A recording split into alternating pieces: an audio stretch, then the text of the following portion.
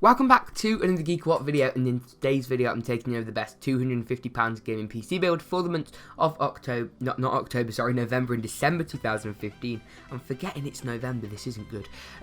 But this build is very similar to my £200 build, but provides some extremely significant upgrades that will literally double the performance of this gaming rig.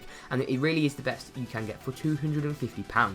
It's capable of the latest AAA titles due to the fact that it has a quad-core CPU, and it's great for some of your favourite titles such as World of Warcraft, League of Legends, Minecraft and CSGO. So without any further ado, let's get straight into the build.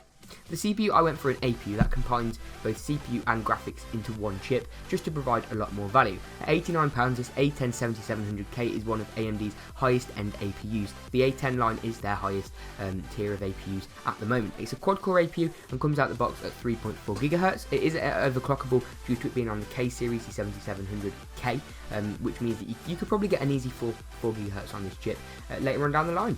The motherboard I went for will allow you to overclock this chip and upgrade a graphics card later on down the line and supplement all your needs. It's the Asus A68HM-K. It's a micro ATX motherboard, which means you're not paying a premium for massive and all the features, and you're not paying a premium for small and compact either, and that really is where the value is at. It comes at £46 and it's an FM2 Plus socket, which means you can upgrade the APU to a higher end APU or a CPU later on down the line if you wish. This is one of AMD's highest end chips on this socket, however, so if you did want to upgrade the CPU to something like a Core i5, then you would have to upgrade the motherboard.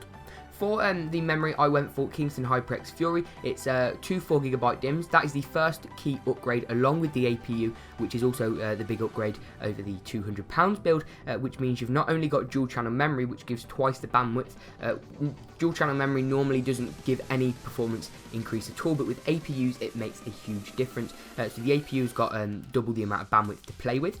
If you didn't know, because the APUs combine CPU and GPU normally has its own onboard GDR5, which is very fast memory. However, because it's an APU, it has to use the system memory that the CPU would normally have to itself. Hence why this comes out of the box at 1866 MHz rather than going for a slower 1333 or 1600 MHz kit.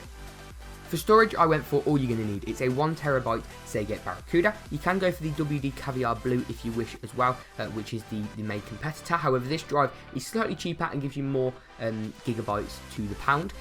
It's a really solid hard drive. I have these in my server, in my NAS, my network attached storage, which I read and write to constantly, and they are absolutely fine. They operate under 20 hour, 20, 21, 23 hours even at a time, which isn't recommended out of the box, but these drives have served me well, and I don't see any reason why they shouldn't serve you well. So really great hard drive for £34. Not going to be as fast as an SSD to boot up by any means, but for £40 or £50 later on down the line, you can put an SSD in as well, so you have the best of both worlds, mass storage and boot up speed.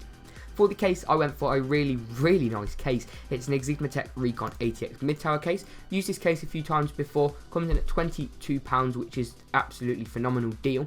The case, I think, looks absolutely great. You got 2.5 inch, 3.5 inch and 5.25 inch drive bays inside. Plenty of ventilation, and it supports both ITX, a micro ATX and full-size ATX motherboards.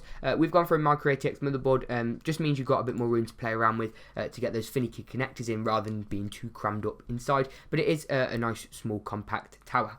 For the power supply, I went for the EVGA 430W 80 Plus certified power supply.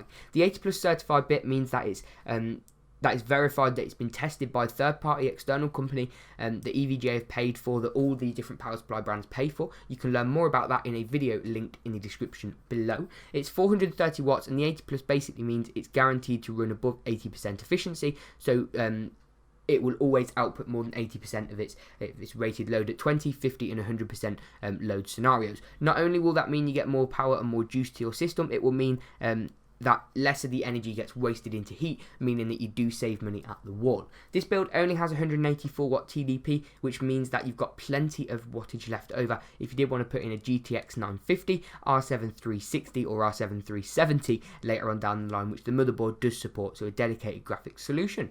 But that is it for this build. If you have found it helpful, drop a like rating below, and as always, remember to subscribe. Got any comments, queries, suggestions, any of the kind, then drop them in the comments section. I'll be sure to reply to them and acknowledge them as fast as I can. Thank you very much for watching, and we'll see you in the next GeekaWhat video.